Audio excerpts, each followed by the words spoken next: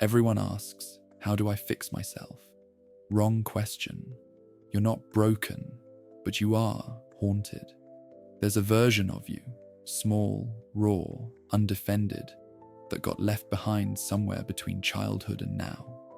That version is still waiting, still hoping someone will notice, still repeating the same patterns, trying to get your attention the only way it knows how, through sabotage, through pain, through the inexplicable feeling that something is always missing.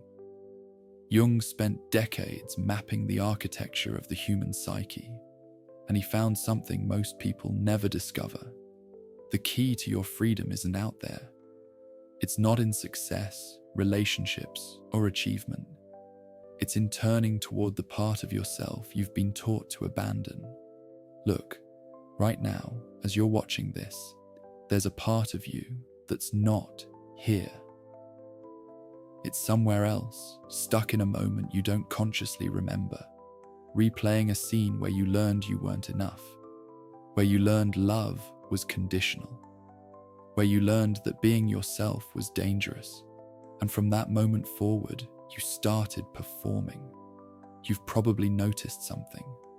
No matter how much you achieve, how much you improve yourself, how many books you read or habits you build, there's still this feeling, this emptiness, this exhaustion. You keep trying to fix yourself, but nothing sticks. You react to small things with disproportionate emotion. You sabotage relationships right when they get good. You feel like a fraud even when you're succeeding. The world tells you to move on, to be strong, to get over it. But none of this addresses the actual problem.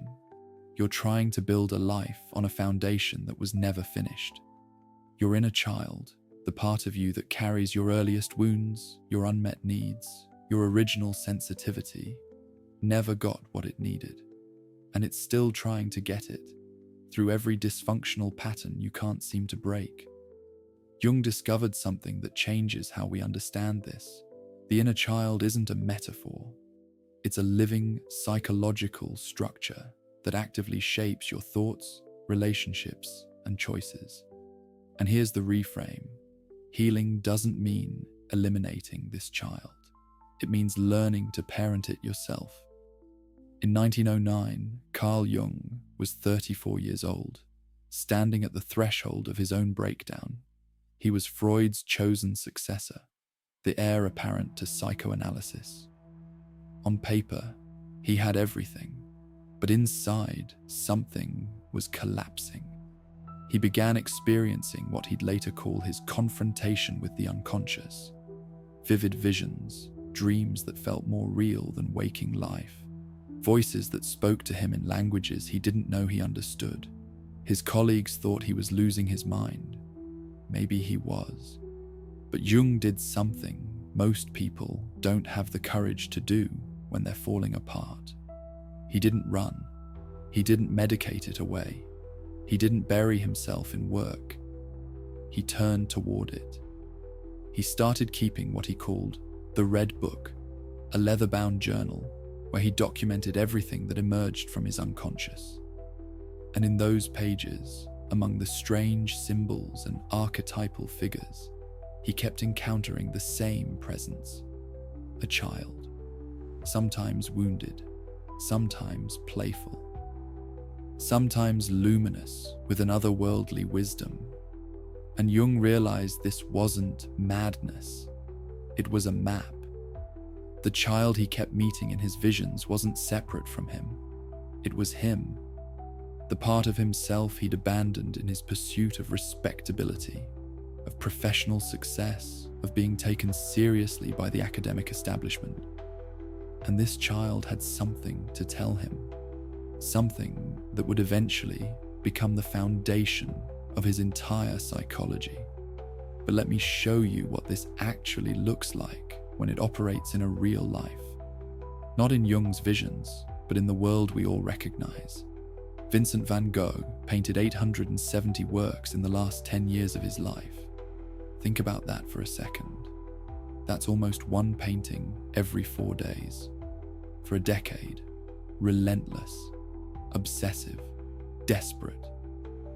He worked with an intensity that bordered on violence, as if he was trying to outrun something that was always just behind him.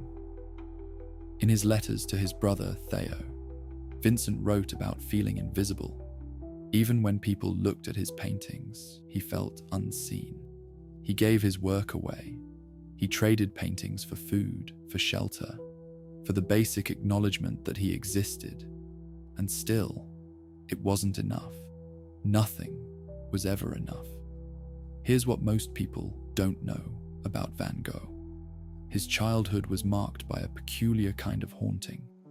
Before Vincent was born, his parents had another son, also named Vincent.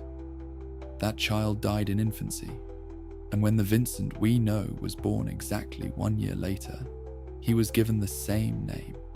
He grew up walking past a gravestone with his own name on it, his own birth date, as if he was born to replace someone, to fill a hole that could never be filled. Is it any wonder he spent his entire life trying to prove he deserved to exist? Jung would look at Van Gogh's life and see something specific, not mental illness, though that was certainly present, not artistic temperament, though that was real too. He'd see a wounded child running an entire adult existence, a child who learned before he could even speak that his value was conditional, that he was only here because someone else wasn't, that his entire existence was about filling an absence. And so, Vincent painted.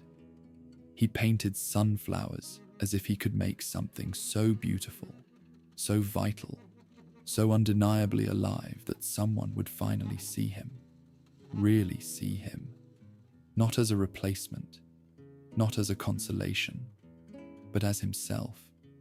But here's the tragedy. No amount of external validation can heal an internal wound. Van Gogh sold one painting in his lifetime, one. And it didn't matter how many he created, how brilliant they were, how much they would eventually be worth, because the child inside him wasn't trying to become a successful artist. It was trying to become real, to matter, to be seen by the parents who were looking at a ghost instead of their son. Now you might be thinking, that's Van Gogh. He was mentally ill. He was a genius. His circumstances were extreme. What does that have to do with me? Everything. Because the mechanism is the same. The specifics are different, but the structure is identical. Somewhere in your childhood, you learned something about your worth. Maybe it wasn't as dramatic as a dead sibling with your name. Maybe it was quieter. A parent who was depressed. A father who only praised you when you achieved. A mother who needed you to be her therapist. A household where emotions were dangerous. A school where being sensitive made you a target. The specifics don't matter. What matters is that you learn to survive by becoming someone else, by performing, by hiding the parts of yourself that were too much or not enough. And that strategy worked. It got you here. But now it's killing you. Let me tell you about someone else. In 1925, Ernest Hemingway was living in Paris, newly famous from The Sun Also Rises. He'd created this persona, Papa Hemingway, the man's man, the bullfighter, the boxer, the war hero. Masculine, stoic, unbreakable, and people believed it. He believed it. But if you read his personal letters, the ones he never intended to publish, you find something else. A man who was terrified of being seen as weak, who couldn't admit he was struggling, who drank to numb the feeling that underneath the persona, there was nothing. Just emptiness. Hemingway's childhood was marked by a mother who dressed him in girls' clothing until he was 6 years old. She called him Ernestine. She wanted a daughter and decided her son would do. And his father, instead of protecting him, was passive, absent when it mattered. So Ernest learned early, masculinity is performance. Strength is a mask you wear so no one sees what's underneath. And God forbid you ever take the mask off. He spent his entire adult life proving he was a man. The hunting, the wars, the boxing matches, the wives. All of it was the wounded child saying, "See, I'm not what she tried to make me. I'm strong, I'm masculine, I'm real." But the child was never convinced. And in 1961, at 61 years old, Hemingway put a shotgun in his mouth and pulled the trigger. Now, before you think I'm saying everyone with a wounded inner child ends tragically, stop. That's not the point. Van Gogh and Hemingway are extreme examples, but they show us something most people never see. The child doesn't go away. It doesn't matter how successful you become, how respected, how admired.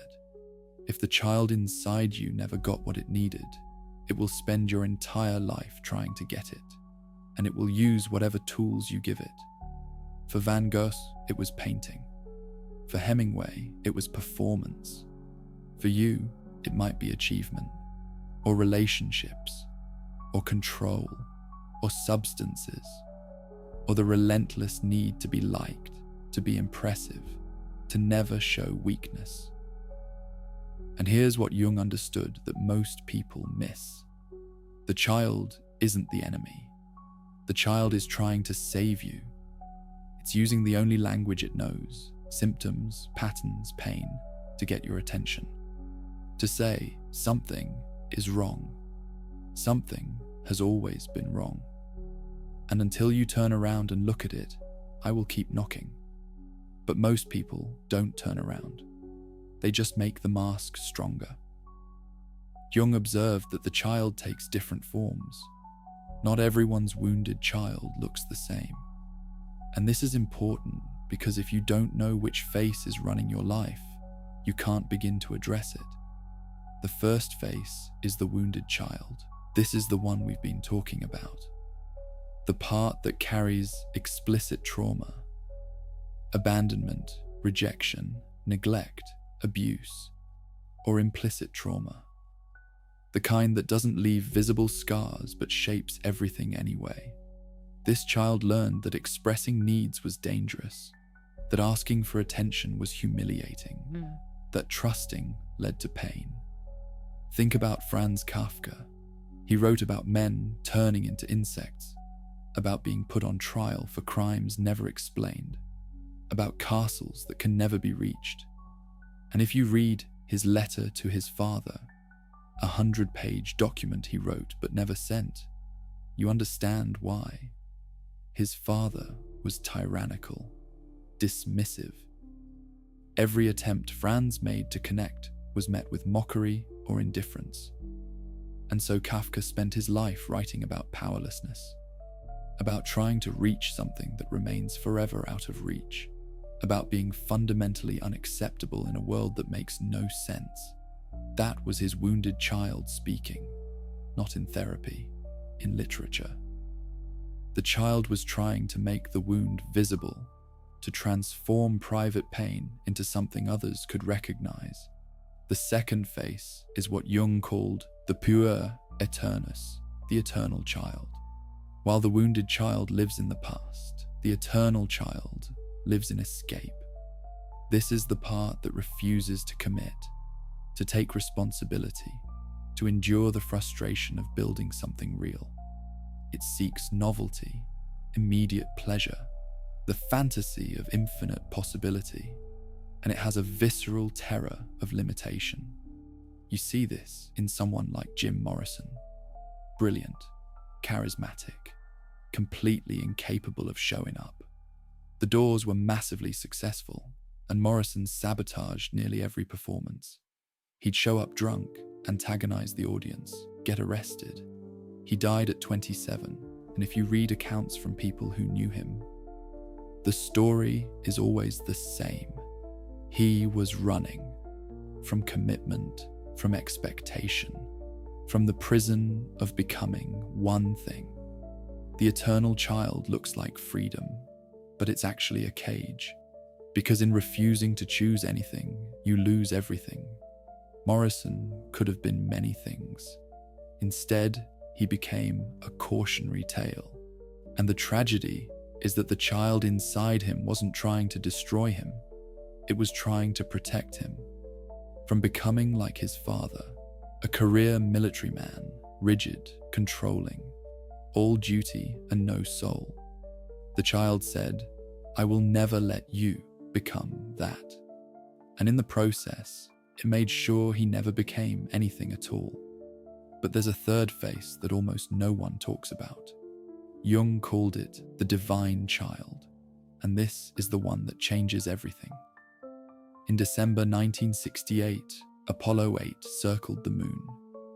3 astronauts became the first humans to see the far side, the part of the moon that never faces Earth. But what captured the world's imagination wasn't the moon. It was the view looking back. For the first time in human history, we saw Earth from space. That image, the blue marble floating in the void, fundamentally changed how millions of people understood their place in existence. One of those astronauts, Bill Anders, said something that stuck with me. He said they went to explore the moon and they discovered Earth. They discovered home. And in that discovery was something that Jung would have recognized immediately: the divine child. The divine child is the part of you that can still be moved by mystery, that can look at existence and feel awe, not because you're naive, but because you're awake. It's the source of your creativity, your capacity for wonder, your ability to recognize that life is more than survival. But here's what happens to most people. When the world hurts them, when their needs aren't met, when they learn that being open is dangerous, they don't just bury the wounded child. They bury this one too, because the divine child is too vulnerable, too sensitive. It can't survive in a hostile environment, and so they lock it away. And decades later, they wake up in a life that's functional but empty, successful but meaningless. They've achieved everything they were supposed to, and it feels like nothing. Think about what happened to Bill Anders after that mission. He had seen something that should have changed everything. That view of Earth, fragile, beautiful, alone in the void. He came back and he tried to tell people what it meant. But how do you explain transcendence to a world that measures value in quarterly earnings? How do you hold on to wonder when you're stuck in traffic, paying bills, managing the grinding necessities of existence? Eventually, he stopped trying. He became a businessman, successful, respectable, and the divine child, the part of him that had touched something infinite, went quiet. This is what Jung saw happening everywhere. People burying the very part of themselves that makes life worth living. Not because they want to, but because they don't know how to protect it and function in the world at the same time. But what if I told you there's another way? What if the whole framework is wrong? Here's where Jung's thinking gets really interesting, and where a lot of people misunderstand what he was actually saying. Because Jung wasn't a therapist in the modern sense. He wasn't trying to help people adjust to society. He was trying to help them become whole, and those are very different goals. In 1913, Freud and Jung had their final break. Freud believed the unconscious was essentially a sewer, a place where you dump everything unacceptable, everything society can't tolerate. The goal of therapy for Freud was to make the unconscious conscious so you could control it, so you could function better in civilization. Jung looked at the same evidence and came to a radically different conclusion. He said the unconscious isn't a sewer, it's a source. It contains everything you've repressed, yes, but it also contains everything you haven't yet become. Your unrealized potential, your unlived life, and the child, the wounded child, the eternal child. the divine child. They're all guardians of that potential. The goal isn't to eliminate them, it's to integrate them, to develop what Jung called the internal parental ego, the capacity to hold all these parts without being controlled by any single one. And this is where it gets uncomfortable, because developing that capacity requires something most people aren't willing to do. It requires turning toward the pain you've been running from your entire life. Let me show you what that actually looks like. In 1849, Fyodor Dostoevsky was 28 years old, standing in front of a firing squad. He'd been convicted of reading banned literature. The Tsar wanted to make an example, so they staged a mock execution. They lined up the prisoners, put bags over their heads, read the death sentence. Dostoevsky heard the rifles cock. He prepared to die. And then, at the last second, a messenger arrived with a pardon. The whole thing was theatre. Psychological torture designed to break the prisoners before sending them to Siberia. Most people would be destroyed by that experience. The trauma of facing death, the betrayal of the reprieve, the 4 years in a Siberian labor camp that followed. Most people would spend the rest of their lives trying to forget. Dostoevsky did the opposite. He turned toward it. He spent the rest of his life writing about it, not the execution itself, but what it revealed, about human nature, about the capacity for both degradation and transcendence, about how close we all are, at every moment, to complete collapse or unexpected grace. In Notes from Underground, he wrote about a man who's so wounded, so alienated from himself, that he can't accept love even when it's offered. In Crime and Punishment, he wrote about what happens when you try to transcend your own conscience. In The Brothers Karamazov, he wrote about 3 brothers, each representing a different response to suffering: the sensualist, the intellectual, the mystic, and the question running through all of it: which one survives? Which response to pain actually leads to life? Jung read Dostoevsky obsessively because Dostoevsky understood something most people never do. You don't heal by forgetting the wound. You heal by integrating it, by letting it transform you into something you couldn't have been otherwise. This is what Jung meant by reparenting.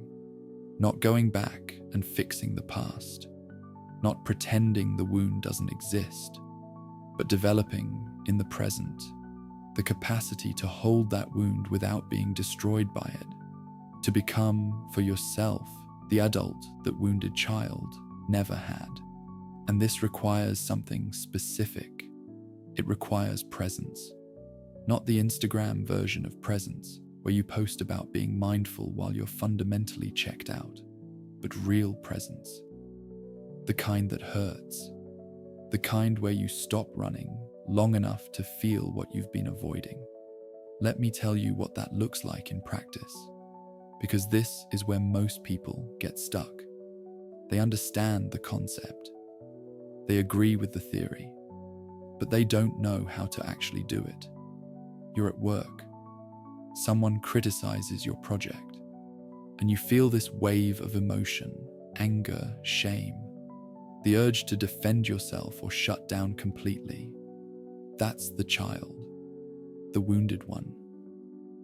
It's hearing the criticism not as feedback on a project, but as confirmation of what it always believed. You're not enough. You never were. And now everyone can see it. Most people, in that moment, react. They get defensive, or they collapse, or they smile and say it's fine while dying inside. That's the child in control. But here's what reparenting looks like. You feel that wave of emotion, and instead of reacting, you pause, just for a second, and you notice, this feels familiar. This feels like being 7 years old, showing your drawing to your father and watching him barely glance at it before going back to his newspaper. This feels like that moment when you learned your best wasn't good enough, that trying made you vulnerable, that it was safer to not care. And in that recognition, something shifts. Because now it's not about the criticism at work. It's about the child inside you who's still waiting for that father to look up from the newspaper, to really see the drawing, to say, this matters, you matter. And the adult you've become can finally give that child what it needed, not by fixing the past. You can't. But by saying internally, silently, I see you. I know why this hurts. And I'm not going to abandon you the way you were abandoned before. We're going to be okay. That's reparenting. It's not a technique. It's a relationship with yourself. And it's the hardest thing you'll ever do because it requires you to feel everything you've been running from. The loneliness, the rejection, the humiliation, the moment you realized you were on your own, that no one was coming to save you, that you had to save yourself. But here's what no one tells you. On the other side of that feeling, not around it, not over it, but through it, there's something else. Something that changes everything. Virginia Woolf spent her entire life writing about consciousness, about the interior experience of being alive. Her novels don't have traditional plots. They're streams of thought, feeling, perception, and critics either loved it or hated it. But here's what's interesting. In her diaries, Woolf wrote about moments she called moments of being, times when the ordinary world would suddenly crack open and reveal something underneath, something vast, eternal, connected to everything. She had one of these moments as a child. She was in a garden and she looked at a flower, and for a second she saw it, really saw it, not as a thing to be named and categorized, but as a presence, as alive. And in that moment, she felt connected to something larger than herself, not in a religious sense, but in a sense of fundamental belonging. And then the moment passed, as it always does, and she spent the rest of her life trying to capture it, to put into words what it feels like when the divine child, the part of you that can still recognize the sacred, wakes up. Woolf struggled with severe depression. She had breakdowns. She was hospitalized. And in 1941, she walked into a river with stones in her pockets and drowned herself. So you could look at her life and say, see, this is what happens when you're too sensitive, too open, too aware. Better to keep the divine child locked away. Better to be numb than to feel that much. But Jung would say something different. He'd say Woolf died not because she felt too much, but because she was alone with it, because the wounded child was never integrated. The parts of her that carried trauma, sexual abuse as a child, the early loss of her mother, the feeling of being fundamentally different. Those parts were never held, and so they consumed her. But the work she left behind, to the lighthouse, Mrs. Dalloway, the waves, that work exists because the divine child was alive in her, because she refused to stop seeing. And millions of people have found something in her words that they couldn't find anywhere else. Permission to feel, to be complex, to experience life as something other than a series of tasks to be completed. This is what Jung meant when he talked about the divine child. It's not separate from the wounded child. They're two aspects of the same thing. The wound and the gift, the pain and the purpose. You can't have one without the other. And this is where everything we've been talking about comes together. You're not trying to eliminate the wounded child. You're not trying to contain the eternal child. You're not trying to manufacture the divine child. You're trying to create enough internal space that all of them can exist at the same time, without tearing you apart. Jung called this individuation, becoming whole, not perfect, not healed in some final, complete way, but integrated, all the parts present, even the broken ones, especially the broken ones. Because here's what he understood. The broken parts aren't flaws. They're where the light gets in. They're where you become capable of something more than just survival. More than just getting through the day. They're where you become human. Think about Leonard Cohen. He wrote Hallelujah when he was 50 years old. It took him 5 years to write, 80 verses that he eventually cut down to 4. And the song is about brokenness, about failed love, about believing in something even when you've lost faith in everything, about singing hallelujah, not despite the pain, but because of it. The song went nowhere at first. His record label rejected the album. Critics dismissed it. But over time, something happened. Other artists started covering it. And people started recognizing something in those words. Something true. Not the sanitized, inspirational version of truth, but the real thing. The kind that acknowledges life breaks you, love breaks you, and somehow, impossibly, you keep going. And that's the miracle. Cohen understood what Jung was pointing toward. That wholeness doesn't mean nothing hurts. It means you're big enough to hold the hurt without pretending it doesn't exist. Big enough to feel joy without needing it to last forever. Big enough to be broken and sacred at the same time.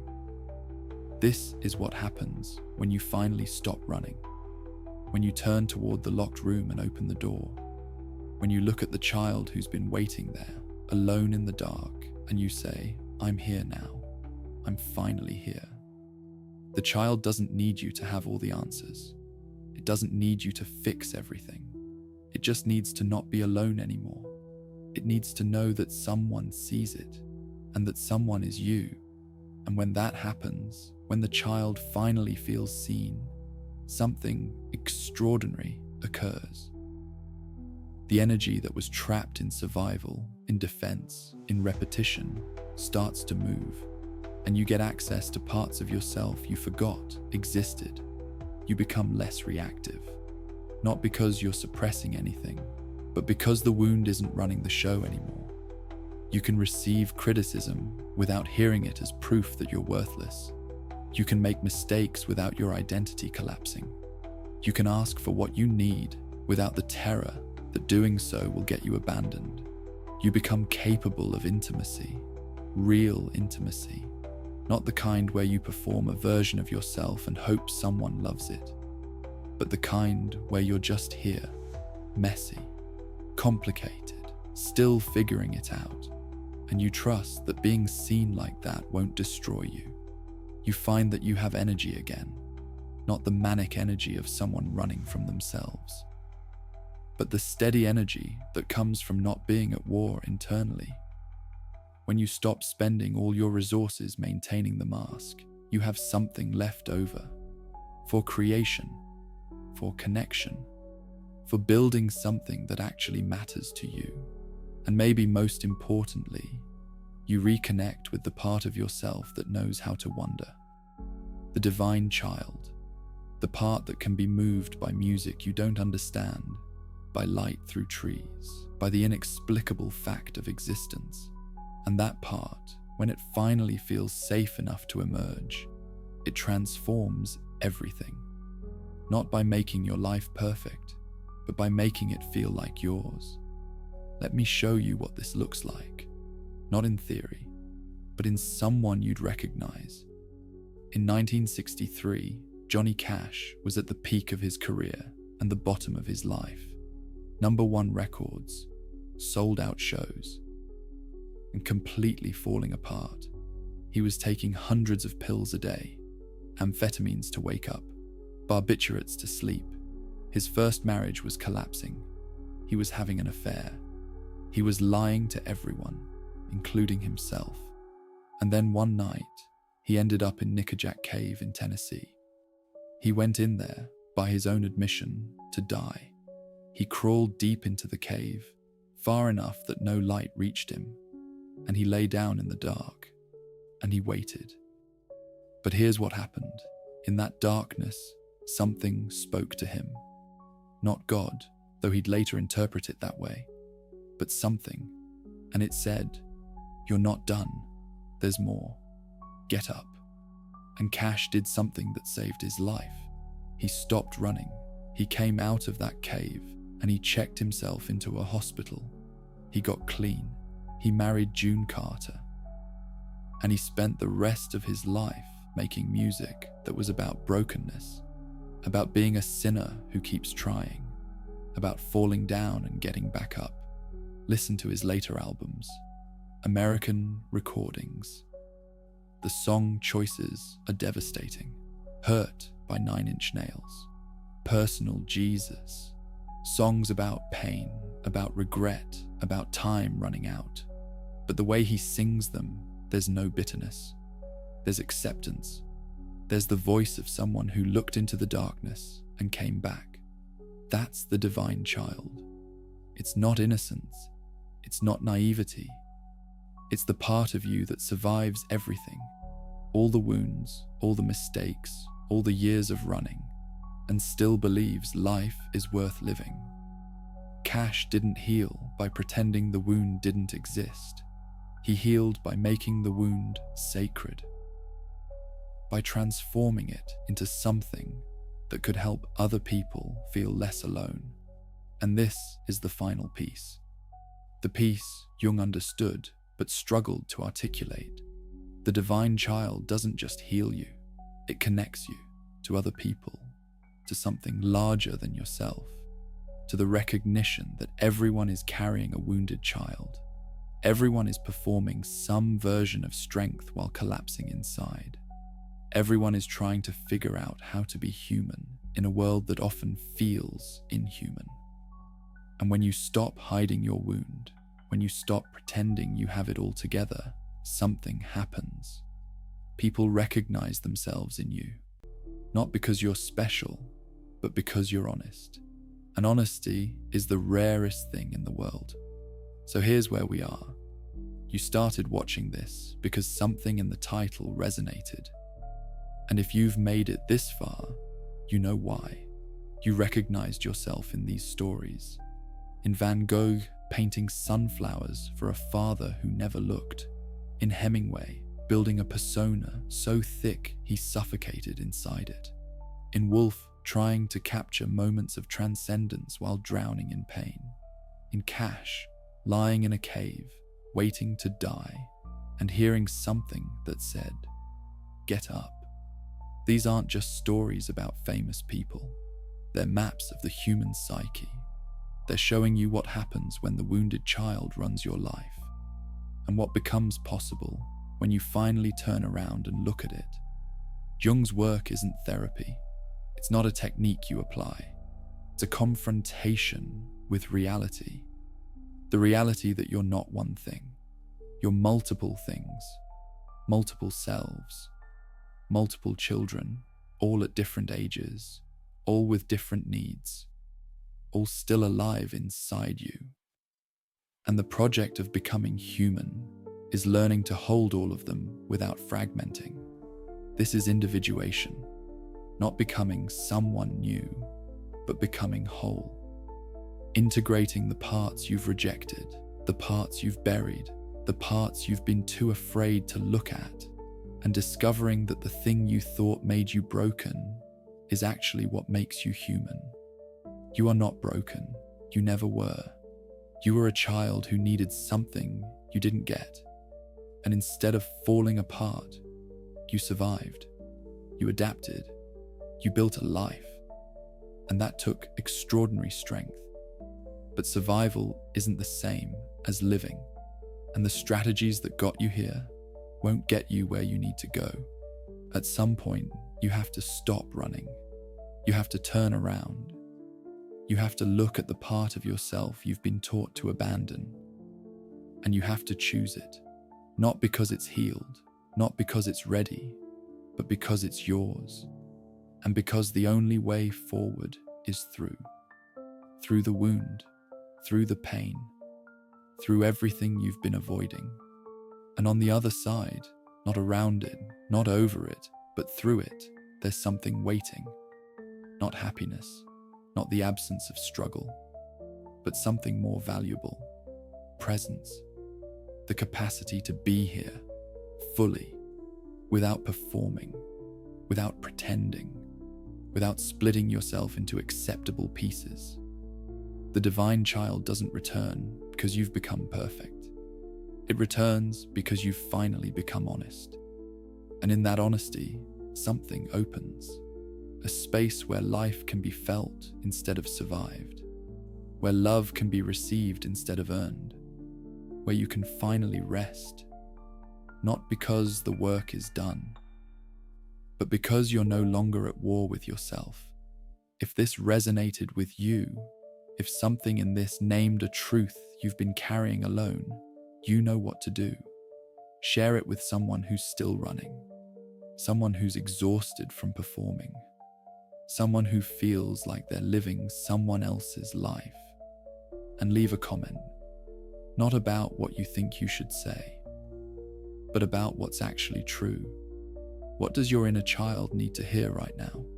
Because your honesty might be the thing that gives someone else permission to finally stop pretending. Jung spent 60 years mapping the human psyche. We spent an hour. This is just the beginning. There's more to explore, more maps, more territory, more truth.